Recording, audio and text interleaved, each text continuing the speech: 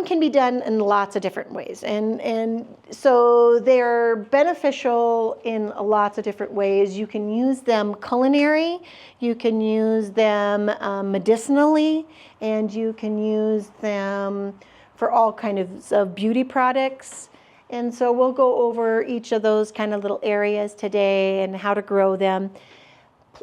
Herbs, most herbs come from regions where they're like places like Italy and Greece, where the climates are kind of similar to ours, except some of the wintertime temperatures where they're dry and kind of harsh climates. So they actually grow really well here. Oh, thank you.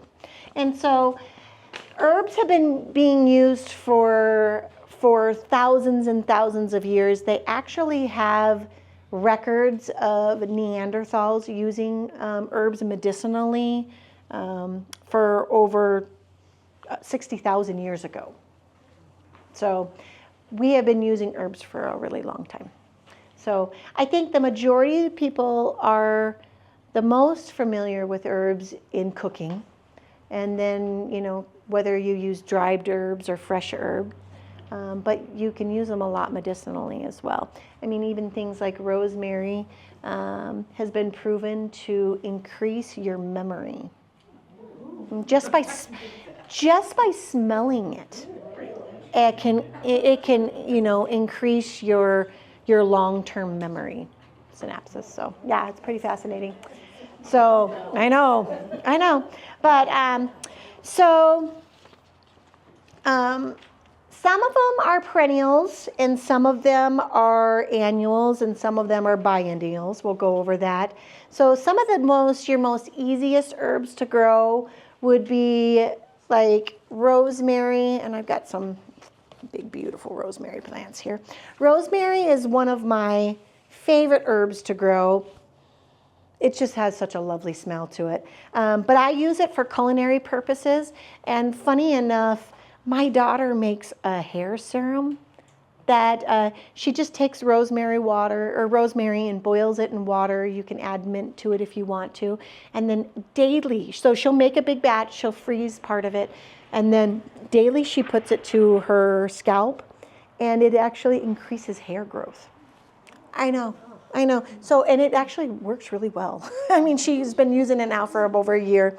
So rosemary is a perennial herb. It's actually, so most herbs are herbaceous, meaning that they die to the ground in the wintertime. And rosemary is kind of an odd one, that it is considered a subshrub. So there's two herbs that we can grow here that are what's considered a subshrub. It's not a full woody plant and would be considered a shrub. It's actually considered a subshrub, which is semi-fleshy growth, and then as it gets older, it does develop some woody stems to it. And we can actually... Is there a certain type of rosemary that grows during the, year-round here, or? So, rosemary is a plant that is marginally hardy here. Here, why don't you guys, we'll pass one around in each side. Yeah, just because it smells so good. So rosemary is a little bit tricky to overwinter here. It is a perennial, so it should come back year after year. And in a protected location, it needs a sunny spot, but in a protected location, it can overwinter here. But it's better it's better for one of those plants to put in a larger container and bring it inside during the wintertime. Now, we have talked about that being a little bit difficult and tricky to overwinter. You want to put it in a cool location so it slows its growth down, and you want to put it near a window where it gets lots of sun. And depending how root bound it is, like if it's a smaller plant like this and you pot it up into a pot that's 2 inches bigger all around, then you can get away with just watering it about once a month in the wintertime. When you water it, you want to water it really well and let it dry out in between waterings. And if it's in a more root-bound pot where the roots have filled up the entire amount of soil, you're going to want to water it a little bit more often. Now, I have the ginormous rosemary plant at my house. It's in a pot, and I bring it. So the first 2 years of its life, it was brought inside my house. And then as it started getting really big, I mean, she's big now. I mean, she's about this wide around, and she easily sits about 3 feet tall in a pot. And so now I've overwintered it for 3 years in my greenhouse. My greenhouse is heated, but when it gets below, like 20 below, my greenhouse drops down to about 20 degrees. So it does freeze in my greenhouse. I freeze water in it all the time. Like if I have a dish of water or something, it freezes. So the soil does freeze on it, but it doesn't usually get below 19 or 20 degrees. But I water it maybe 3 times during the wintertime. It goes into my greenhouse usually about end of October, beginning of November. And then it comes out in April. So that's about the same as what you would do in your house. Like if you wanted to try overwintering rosemary, bring it in and about the end of October. It can handle some freezing, and then bring it out in April. And again, it can handle some freezing too because it's a perennial. But you can trim it back, give it a good trim before you bring it inside. So some of the things you kind of have to look for and pay attention to with rosemary when you're overwintering it inside is it can get spider mites. And spider mites are a really, really, really small insect that you can't really see well with your naked eye. So you can get a white piece of paper and just tap your foliage on the white piece of paper. And then if you give it a minute, there's little brown like dust spots on your paper, and then all of a sudden, if you stare at them long enough, they'll start running around the paper. And then those are spider mites. But they're small. They're like a speck of dust or like a little speck of dirt on your paper. They're that small. But you'll start to notice it waning in color. I don't fertilize my rosemary in the wintertime because I don't want it to grow a lot. I start in April, and then I fertilize it once every 2 weeks with an organic fertilizer. So, but keep in mind, if you're overwintering rosemary year after year after year after year, it's not like other perennials where you can divide them. And so like you can take it out of its bigger pot, divide it up and put it in more little pots.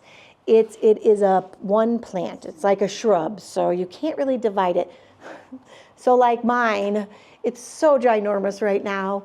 And I'm at a dilemma where I either need to somehow get it into a bigger pot, or she's going to start going downhill because she's pretty root bound. But and then you've got to move it in a ginormous pot. So think that in mind. It can also be treated as an annual.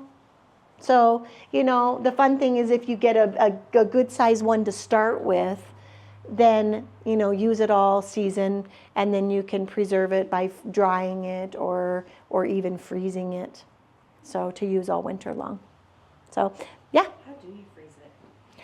So there's a couple different ways. For rosemary, you can actually get like a ice cube tray and cut up your rosemary, strip the leaves off. So like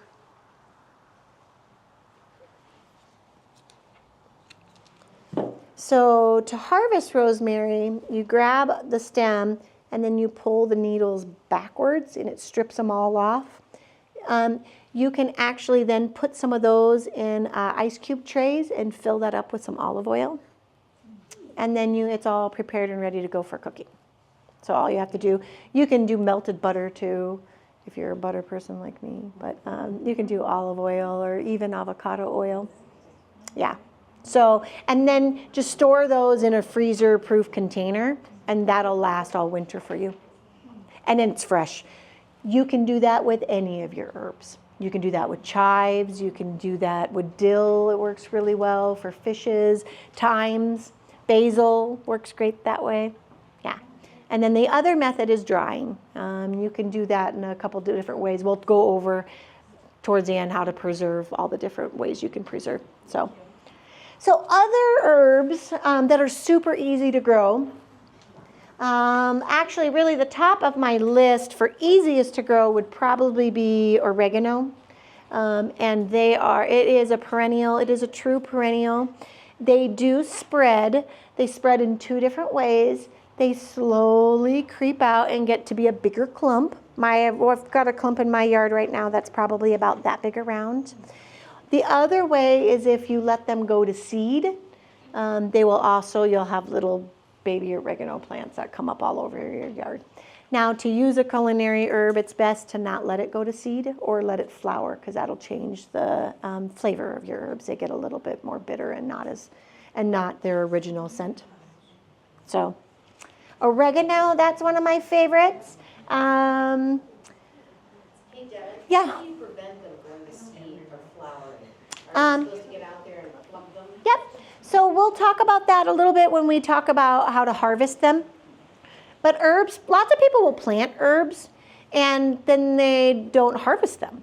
And that's really common. And we use a ton of fresh herbs in our house. I'm always like running out there. It's so much easier sometimes to grab, dried herbs out of the cupboard, but fresh herbs add such a different flavor to your cooking. So the way to keep them nice and compact and producing lots is actually to constantly pinch them back and use them. So when you're harvesting herbs, basil is a great example. A lot of people, when they harvest basil, they'll actually just pick individual leaves off. It's actually better if you just pinch the terminal growth out of it. So like you go back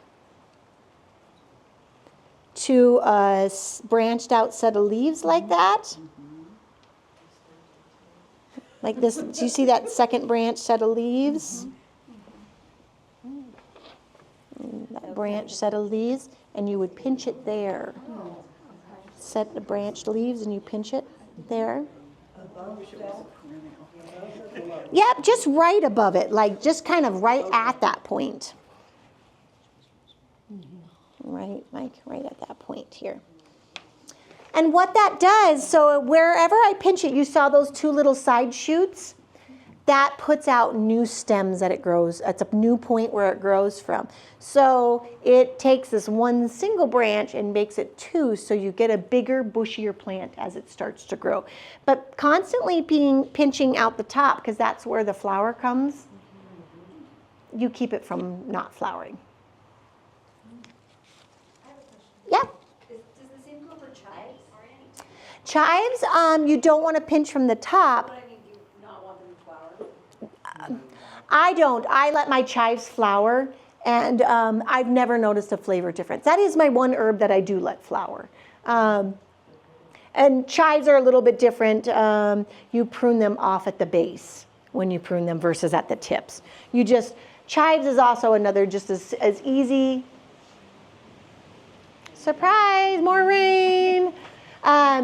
But chives are one of those that are right up there with oregano as far as easy to grow.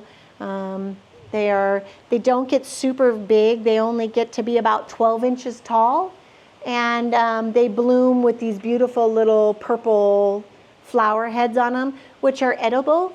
And so you can actually pinch those off and put them in salads, things like that. They have a very intense flavor. I do a plant sale in my yard at my home every year for several weekends in May. And with that comes, people getting tours of my garden. And so I was showing people my vegetable garden, and I was having them pick the chive blossoms off and eat. I don't treat my yard with anything. So, but they were, and it's an intense flavor, but it's really fun, especially if you're mixing it with other food. So, yeah. Cilantro is a difficult one. So it's not difficult. It is just more of a cool season plant. So does anybody know what makes a herb plant an herb versus a spice? Okay, herbs, you're using their foliage. Spices, you're usually using the seeds on it. So the interesting thing, cilantro is the herb, coriander is the seed, so one plant produces both. So You know how in your garden, if you do a vegetable garden, lettuce and spinach are things that you plant really, and peas are things you plant early on and they're a spring crop. But as it gets hot in the summertime, they kind of peter out. But in the fall time, it gets cool again, and sometimes you can get those to grow later in the season. Cilantro is the same thing. It just doesn't like the heat of the summer. So it's a cool season plant. But the great thing you can do is plant it nice and early in the springtime, use the lettuce or use the leaves for cilantro, and then once it starts to go to bloom, as it gets warmer, let it go to bloom. It'll produce the coriander seed, but it will also reseed itself.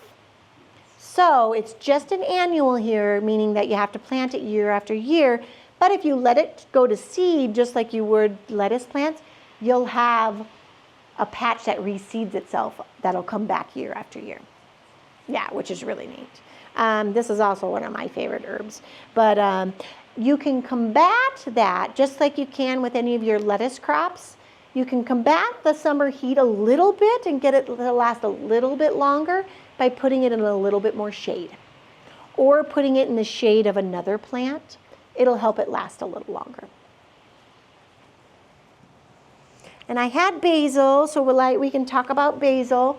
Basil's such a great plant. I managed a garden center, the Country Fair Garden Center, with another gentleman, and he always said, and I cannot think about basil without thinking about this kind of inappropriate comment, but he always said you plant 2 patches of basil. You plant one for your tomato sauces and spaghetti sauce, and you plant the other to roll around naked in. And he used to tell everybody that. And every time he did, I would be like, don't tell people that. But I can't think about basil now without thinking that. But the cool thing is, like with basil, this is one called Siam Queen. And so if you ever have ordered pho, you're getting more of a different type of basil, and that's what this one is.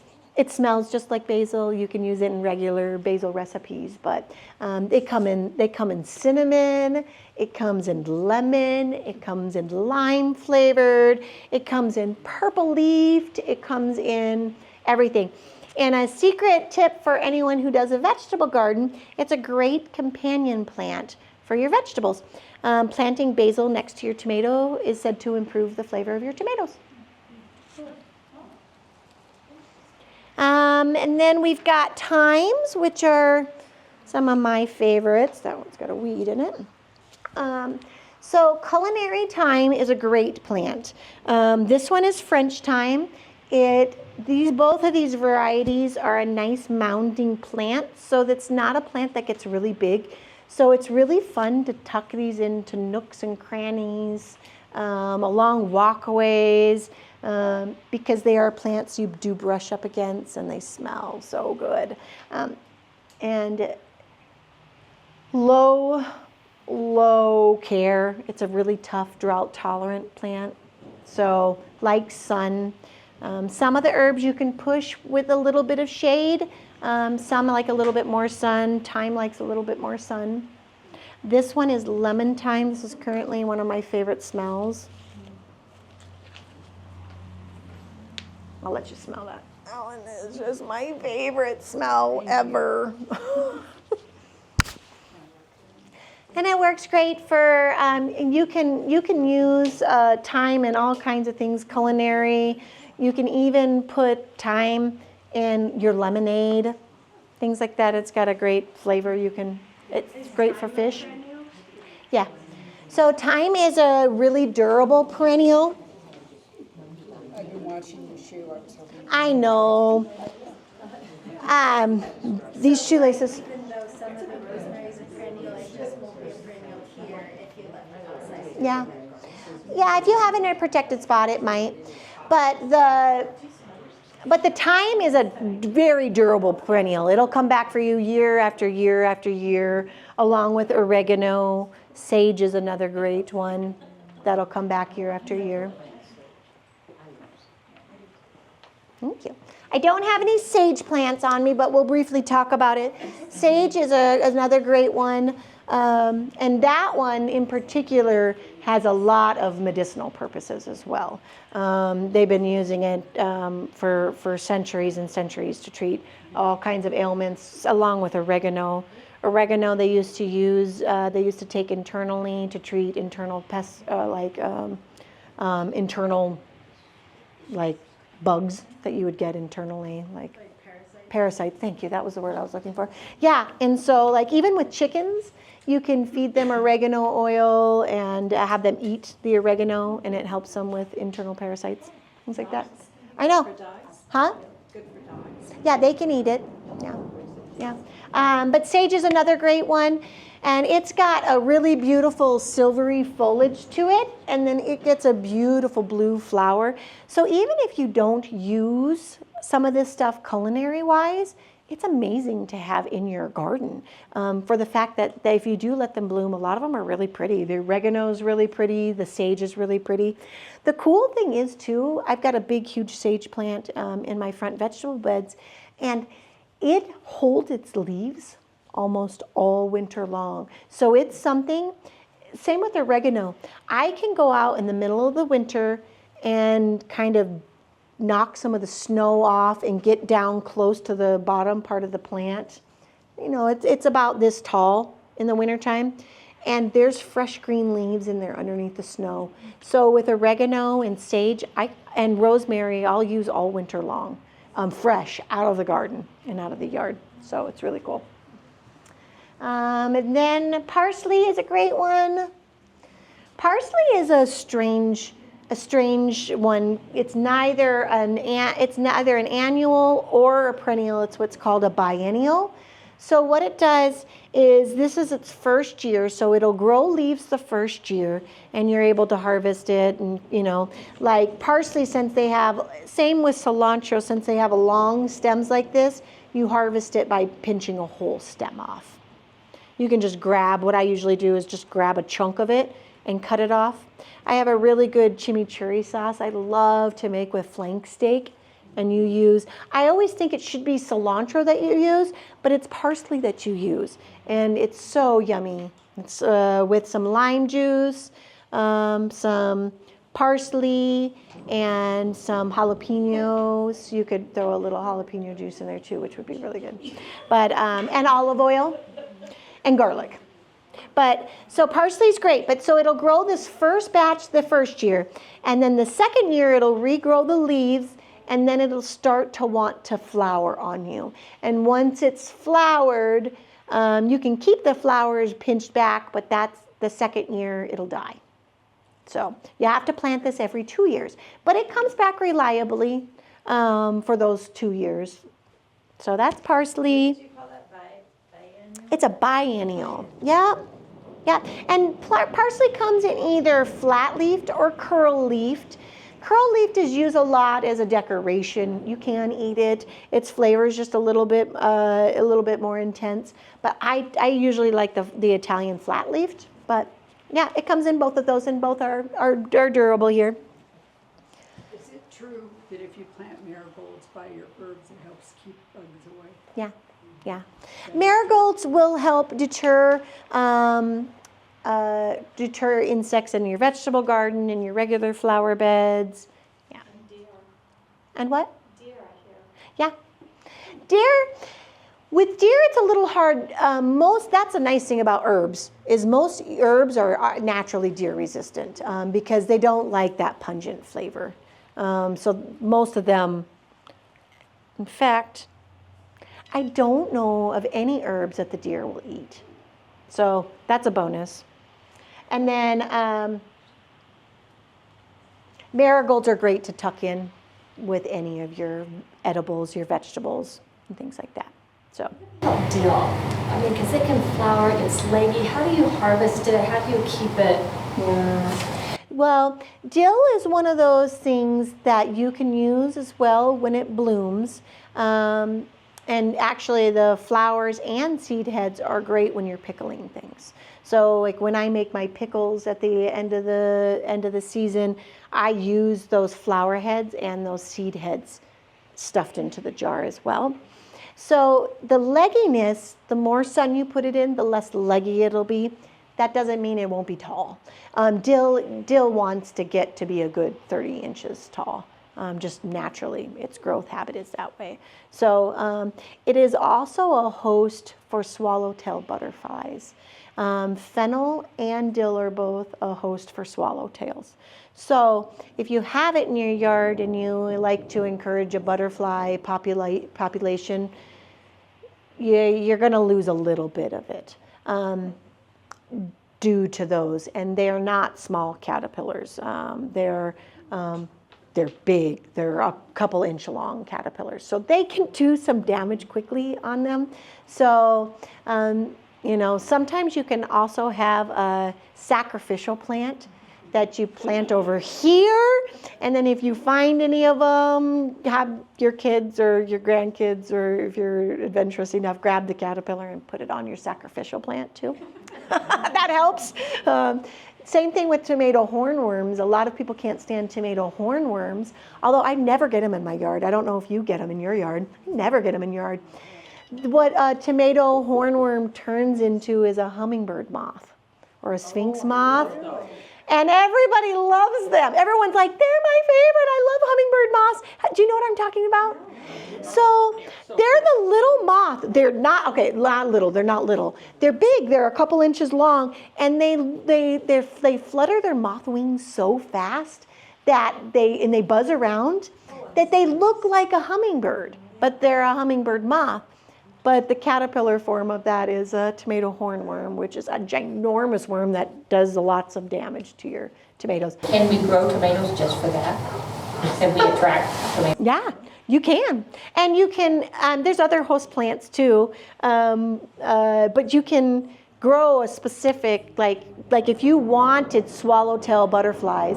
And are you familiar with what a swallowtail butterfly is? They're about the size of a monarch butterfly, so they get really big like a monarch, but they're yellow and they have the blue on their, little bit of blue on their wings. Yeah, and they have the little tail that comes off of them, so they're really cool. Yeah, yeah.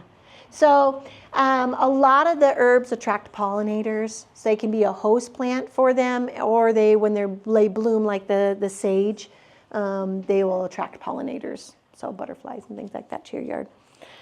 We've got 2 beasts to talk about, and then we can move on to quick care and planting. Lavender is one of my favorite perennials. Lavender is actually pretty hardy here. There are different types of lavender. A lot of people are attracted to some of them that you see in the grocery store that they sell or at Home Depot. But a lot of those are Spanish or French blooming varieties, and those aren't hardy here. Only our English lavender varieties are hardy here. So this is a type of English lavender, and this particular cultivar is Munstead. It's a big one. So if you let them get to their full size, they're a good, easy 2 feet by 2 feet. So they take up a good area.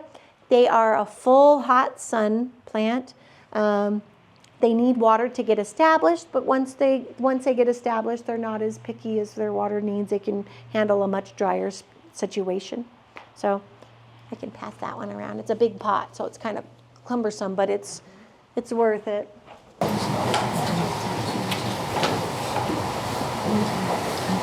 Do you cut these back, like really far back? I do. So with lavender, it is one of those that when you, at the end of the season, you're not supposed to cut hard into the plant. You can cut the old flower heads off if you haven't harvested them for other purposes. So lavender, obviously, it's used in everything. It's used in lavender oil, it's used in soaps, it's used in a lot of beauty products. You can cook it.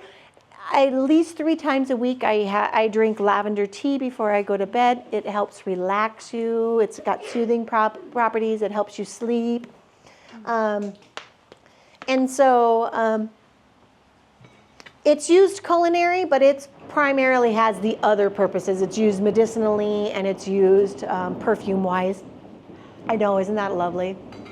You can make sachets and stuff out of lavender by collecting the flowers. So when you collect the flowers, you wait until you start to see a little bit more color. This would be a little early to harvest them.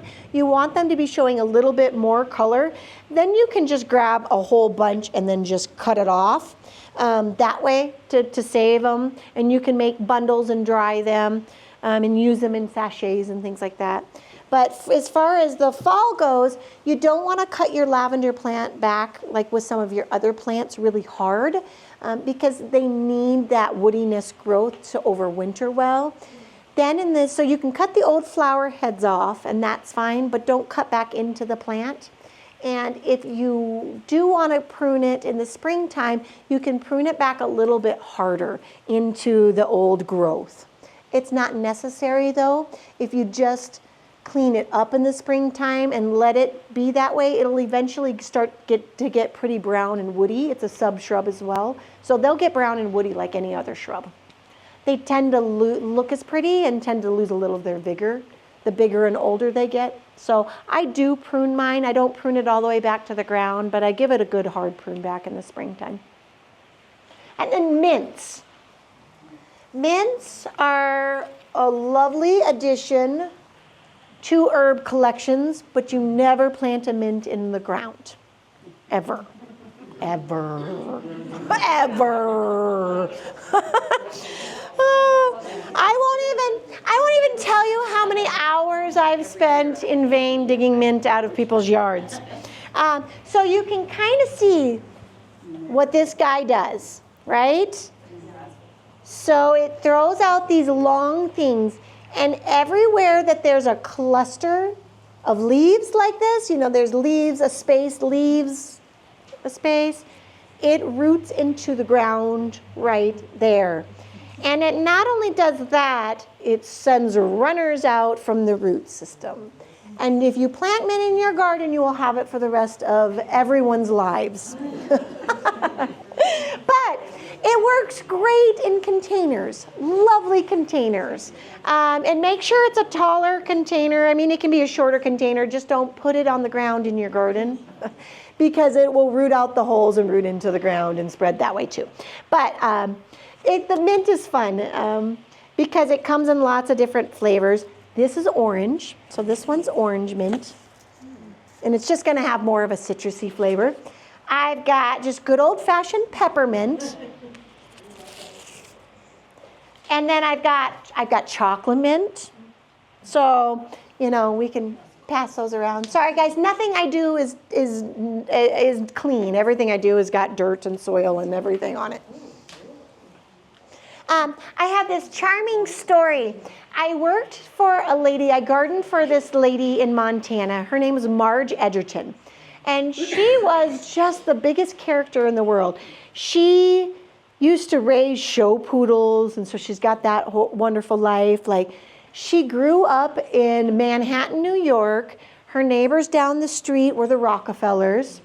And she'd tell me these elaborate stories, and I would be like, yeah, I don't know if I believe you. And one day she was like pulling out pictures and telling, you know, she'd be like, oh, here's the 20-foot tall snowman that the Rockefellers would make. And her parents would have parties, and they'd have to have the kids go into a different room because Babe Ruth's swearing was too loud. She was friends with Eleanor Roosevelt. And she knew Wrigley from Wrigley Stadium and the gum. And she had about, at that time, she was, you know, in her 80s, she had about 6 different type of mint that she had been given specifically from his collection at his house. So it's kind of a charming thing. Whenever I think of mint, I think of her and her lovely garden. But so now as far as, so there's kind of some good basic starting herbs. And general tips, most herbs like sun, usually 4 hours or more. 4 hours is considered half day of sun, and then around 6 hours is considered full sun. So most people think full sun means full sun, like in their yard getting sun all day long. It actually is just half a day. So if you have a morning sun spot that gets more sun from sunrise till noon, that's considered full sun. And same thing for the afternoon. If you get like a west facing side of your house and it gets sun for the later half of the day, that's considered full sun. So, but if you were to go in my yard, all of my herbs get about 4 hours. And even one of them, my tree covers quite a bit in my front yard, and I push it. It gets bright location, but it probably gets 2 hours of direct sunlight. So, and I grow oregano and I grow sage in there. I have moved my time now to my backyard. Actually, I have 2 herb gardens in my yard. I have one in the front yard and one in the backyard. So location is good. If you can't do it in like a raised bed, you can do it in a container, or you can just mix them. Like, let's say you don't have a spot where you can put a dedicated herb garden, just stick them in amongst your flowers in your perennial garden. It works great. Most of them can handle the same kind of requirements as that, but otherwise, pot or container garden works great. You can do, the key though is usually to keep your herbs close. So close to a door, somewhere, close to your back door or front door, you're more likely to use herbs if they're kind of in arm's reach. I cook a lot in the wintertime or in the fall time when it starts to get dark out, so I'm frequently out there cutting herbs and stuff off once the sun has already set. So the closer that is, just the easier, the more likely you're going to use them. And grow the herbs that you use. So if you use oregano a lot in your cooking, plant oregano. If you never use tarragon, don't plant tarragon. I mean, not a lot of people use tarragon. I mean, some people do. But there's just a lot of, like fennel. Not a lot of people eat fennel. And you? I love them. Yeah. No, I like it too. I like it too. I actually, now that I know that, I will give you some. Fennel is one of those plants that you can grow. And bronze fennel is a great variety. It's got really fun bronzy leaves. But fennel is also one of those things you have to be really careful on, because once you have it, you'll have it everywhere. And they get to be big plants. Fennel can easily get to be 6 feet tall. Yeah. Yeah. And like I said, it's great for pollinators. It's great, but it can, if you let it go to seed, it can be very obnoxious. So, and when you water well, especially if it's in the ground, no more than 3 times a week on most of your herbs in the ground. Otherwise, it'll be too wet for them and they won't be happy. We talked a little bit about designing with herbs, putting them in your perennial beds versus container gardening. Yeah. And then you can use them for all kinds of things. You can use them for your culinary purposes. I put a handful of uses on here. Like I said, my daughter makes a rosemary hair oil, and it's just water. It's a rosemary water is all it is. You can do mint teas. It's pretty easy. All you do is, pick off your mint leaves and then put them in a teacup and steep it with water. You can put some honey and lemon in it. It's really great. Peppermint. You can do any of the flavored mints with that too, which is kind of fun. And that's primarily it for the actual talk. And then we're going to talk about how to plant up your own in a container. Does anyone have any questions though about some of the other information we went over? Yes. How about watering? I have a drip system. Great. And reading what you say here, less than you think, let soil dry slightly between watering. Yeah. I totally think I'm overwatering. How long would you have a drip go? So with drips, you want to water really well when you water. So depending on how many emitters are on your drip system, whether how I do a drip system is I will put 1 2-gallon an hour emitter on a perennial plant like that. And then I would run it for about 30 minutes. 30 to 40 minutes is usually how long I run a drip system. yeah. And then, so that's about a gallon of water, How many days a week? 3 days a week at most. Yeah, so that's a standard. Most of your herbs will be able to handle that type amount of water. I have a micro spray system in my garden, in one of the areas I grow herbs in. So there are those little micro sprays. It's a drip system as well, and they just spray. I run that a little less because they do put out a little bit more water. So I probably run that for about 20 minutes. But 3 times a week is more than you need. We have the tendency to everything. We have the tendency to overwater kind of everything, whether it be our lawns or plants. It's actually better to really push your plant and get it to be as dry as it can be in between waterings versus watering something a little amount of water every single day. That just creates a weaker root system. So if a plant is being overwatered, those roots stay really shallow. And then when we have issues of drought, those roots aren't nice and deep. So when you water really deep but less often, then it forces those roots to go deeper looking for the water, which makes a much sturdier, healthier plant. So this June, is this weather causing all of our plants to have shallow roots? It's gonna cause a lot of really, that's the one, everything is really lush right now. All this rain causes a lot of really lush, big growth. And when we finally do get really warm, the 90s and 100 degrees, they're right around the corner, it does cause all of that soft, lush growth to really struggle. Yeah, so we are gonna notice a bit more of a crash when we have these heavy, wet springs. Our grass is going to show a little bit more drought stress. I have a question that I'm sort of embarrassed to ask, but when you buy like a basil plant at the grocery store instead of just buying the basil, right? And then I bring it home in my kitchen and I water it, and within like a week I've destroyed it. Is it just bad? They aren't, those that you get at the grocery store aren't really set up to live for very long. Even though they're sold as that, they take 10 basil plants and grow them, like they throw like 10 seeds in a little plug tray, and then they take that little plug and then they put it in a big pot. Well, you have 10 basil plants growing all at the same little tiny spot. They're just not, they're really difficult to sustain and keep alive for very long. So it's nothing you're doing wrong.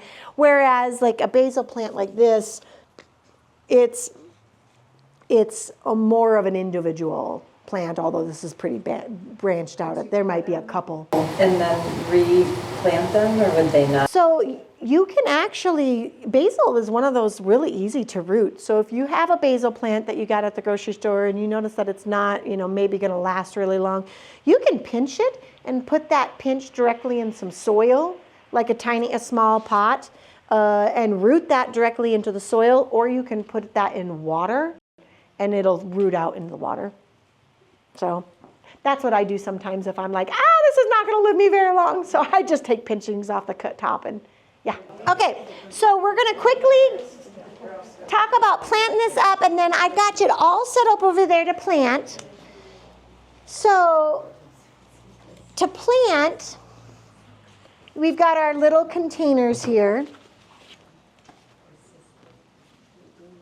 I use these containers a lot. You can actually plant it in this and then go home and plant it in something a little bit more decorative if you want. I love these containers because they're a recycled paper mache pot, essentially. So what they do is they recycle paper and they make these paper pots. So you take your herb, and then I always squeeze the pot a little bit, and then you dump it upside down and pull it out.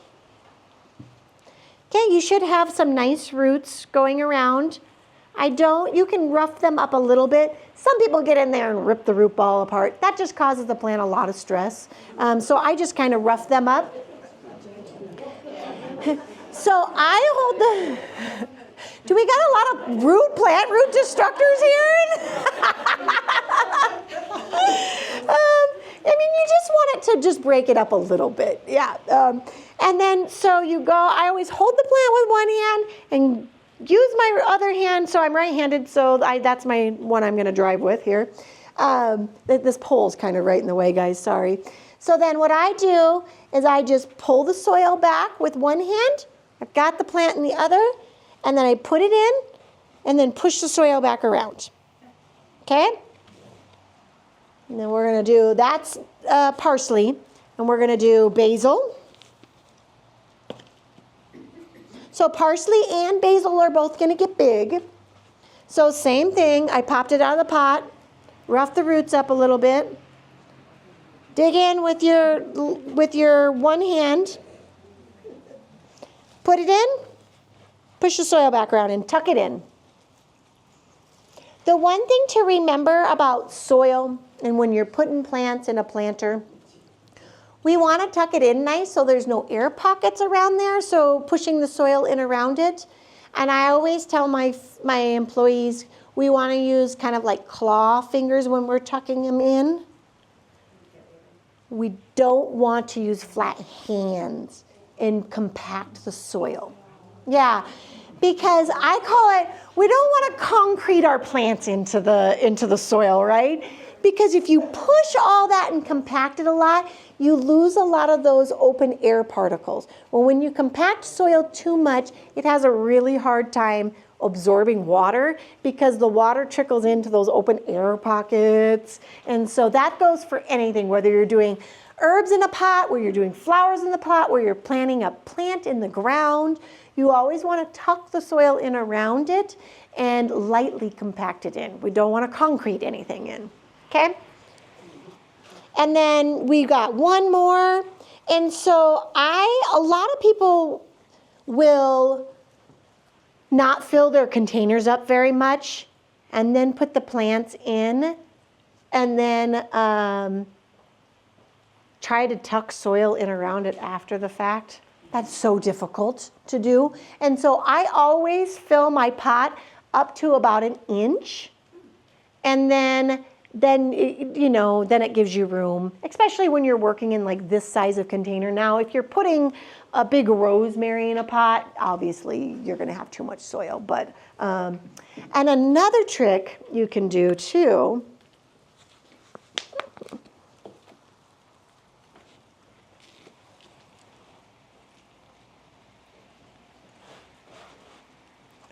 so I planted the thyme in front so that when it grows, it can grow up and over the edge. So there's that.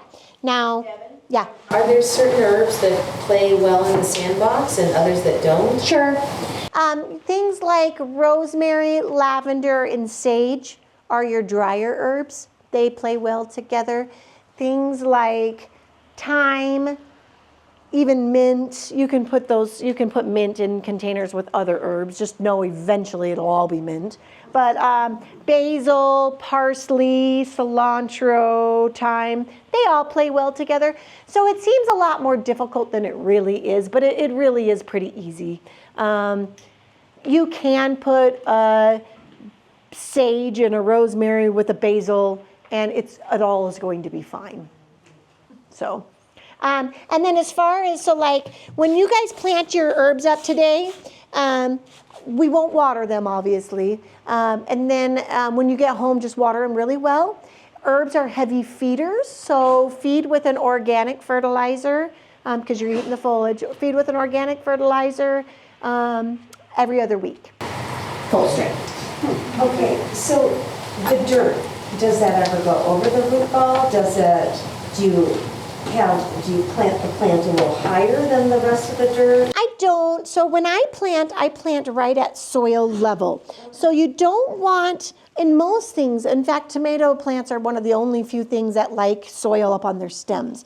Most things, whether it's shrubs or trees or perennials in the ground or herbs, they want to be planted at the level that they're planted at. If you bury them up on their stems, it'll cause them to rot out.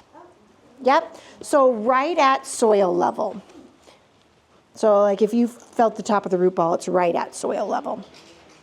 And when you water this to get it rehydrated, you'll water it well, let it drain, Water it well, let it drain, and water one more time and let it drain, and then that'll re-wet the potting soil. Normally when I use potting soil, I add a little bit of moisture to it first, and then I plant into it. But the nice thing about a good quality potting soil, this is Fertilome Ultimate Potting Mix. There's only 2 potting soils I'll use, and it's this Fertilome, or I'll use Pro Mix. Those are the only 2 fertilizers. And I don't like to get fertilizer or potting soil that has fertilizer in it. Add that on your own.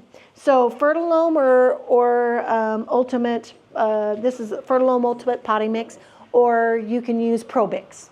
But the rest of the stuff has a lot of wood product in it, and it's really kind of garbage. Do you recommend a fertilizer? You can use, Back to Nature has a great one. You can even use things like fish emulsion. Note though that if you're going to use an organic fertilizer, they're going to smell for a bit of time. I mean, that's just, they're usually made with like a fish waste or an alfalfa meal, or the one I use, which is a Back to Earth. It's got a molasses kind of smell to it. So, Do you use manure? I don't. Well, I use a liquid fertilizer. So with the things like that, so that you can get like liquid forms of organic fertilizers that have manures in it. Well, what if you have an animal that's producing? That's what? Producing horse manure. Horse manure, gotcha. That is great to add to your in-ground stuff. So you can use manures as a soil amendment, like in either raised beds or in-ground flower beds, not to potting, not to container gardening. It's too heavy and holds too much moisture, and it won't drain fast enough. So if I'm not using the right potting soil, what's going to happen? Because I've planted a lot of stuff with potting. Yeah, they're just not gonna grow as well. I know. I do a Saturday. I do a gardening radio show on Saturdays with a co-host, and he always says if you're using something that needs a miracle, then you should probably find something else to use. so yeah. But just a good quality potting soil. Fox Farm is also another good brand. That's a great potting soil brand. Luck with Hoya or Ola pots, or because I have a raised garden, herb garden, but I don't have drip system or anything. Yeah. And so I always panic when I go out of town. I've tried the Ola pots this year. Yeah.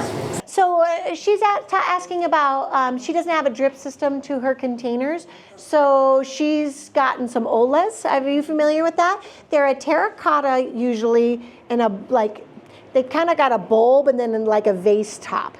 And you bury that bulb under the ground, and then you fill it full of water. It usually comes with a lid, and then it slowly leaches that water out because it's terracotta and it's porous, which is great. And as long as you follow the instructions on how many of those per square foot. The problem I have sometimes with them is they take up a lot of space in your garden because they're kind of big. But if that's what you've got, that's what you got, and that's a great solution. Do you know of anything else? Are there any other solutions you can think of? Because I'm finding that it really does pull the water out quickly, quicker than what I thought. Quicker than what you want, yeah. The only other option, like I said, pushing your herbs to be more drought tolerant. And then planting some of the herbs that are better suited for the really dryness. And then you can hook up a timer on a hose bib.